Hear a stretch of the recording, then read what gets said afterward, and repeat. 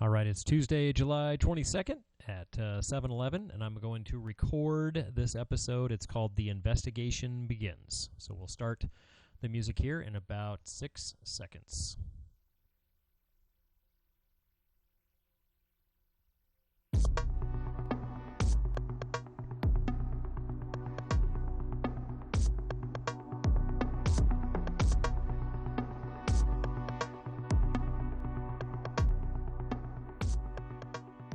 Before we begin, a content warning. This episode discusses suicide, pregnancy, domestic violence, and gun violence. Some of the content may be upsetting, especially to those who have experienced abuse or loss.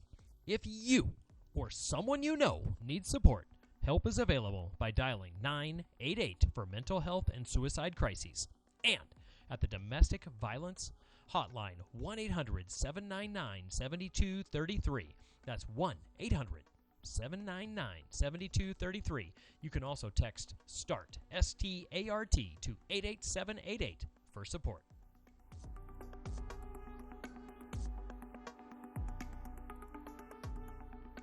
You're listening to The DeLo Show, and I am your host, Ryan DeLozier.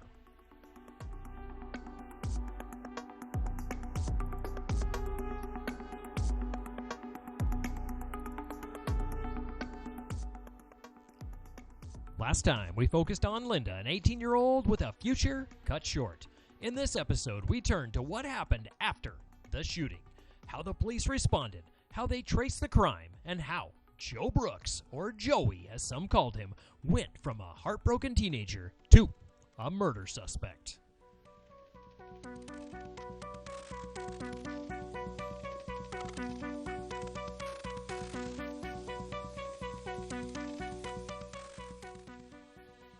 According to police reports and newspaper articles, a call came in at around 5:04 on the morning of February 5th, 1975. The caller? Joe Brooks. A deputy sheriff arrived at 1205 East Mead just minutes later. No one in the home was awake. Everyone was asleep. Arlene Martin and her daughters Jackie and Dottie, who were Linda's close friends and fellow students at Davis High School. The deputy informed them there had been a report of a deceased female inside the home. At that moment, Arlene Martin reportedly knew. It was Linda. She had been staying there frequently. Her own family lived just a few houses down, but she often spent the night with her friends.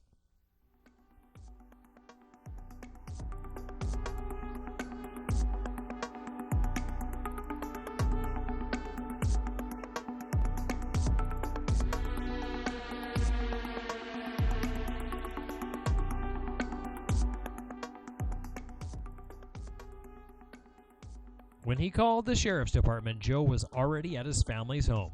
The police went there and found him. There was no struggle. They took him into custody and confiscated a .22 caliber rifle. That same morning, Linda's autopsy was performed by Dr. Richard Muzzall, the Yakima County coroner at the time. The conclusion? She died from a single .22 caliber bullet to the right temple. There were no signs of a struggle. She was pregnant, and Joe had confessed.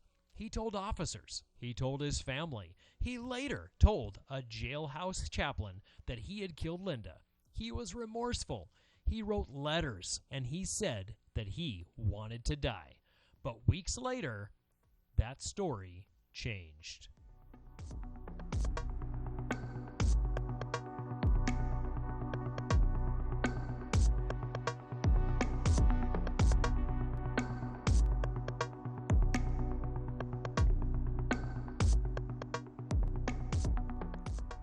Later, Joe began claiming that Linda had shot herself, that he had brought the gun with the intent to kill her and himself, but he just couldn't go through with it. He claimed he left the rifle in the room, that she found it, and that she pulled the trigger. But investigators didn't buy it, and the evidence didn't help his case.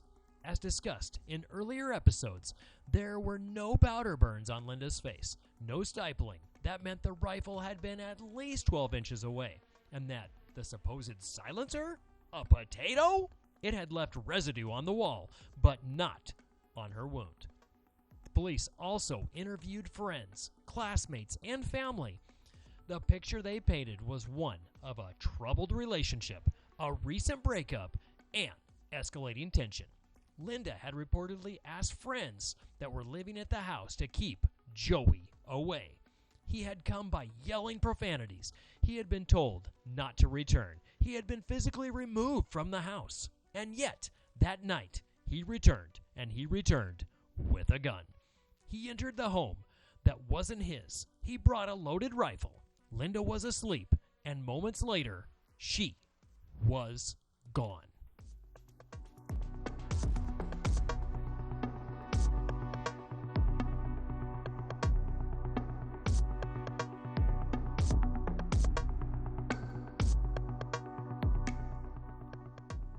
The Yakima County Prosecutor's Office didn't take long. Within a day, Joe Brooks was charged with first-degree murder. Bail was denied. The trial wouldn't happen for several months, but the community was already talking. Debates formed. Was it cold-blooded murder? Was Joe mentally unstable? Could it have been a tragic accident or even suicide?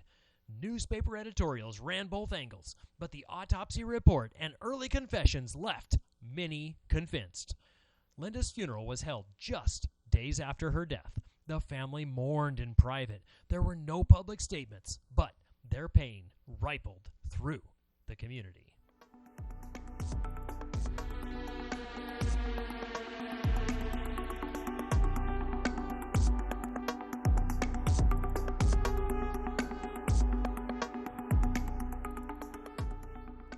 As we close this chapter, the facts are grim but clear.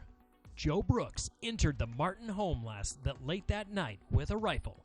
He left Linda Madison dead. He confessed. He recanted, but the investigation didn't end there. Next episode, we'll dive into the trial, the courtroom drama, the testimonies, and the surprising legal strategy that Joe's defense team tried to use. Subscribe and share on The DeLozier Show to follow every step of this haunting case.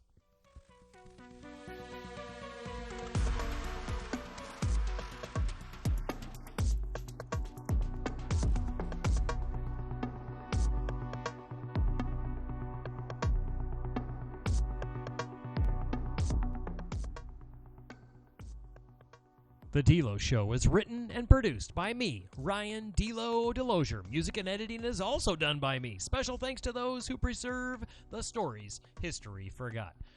If you or someone you know is in crisis, help is available. For mental health or suicide support, call or text 988 anytime.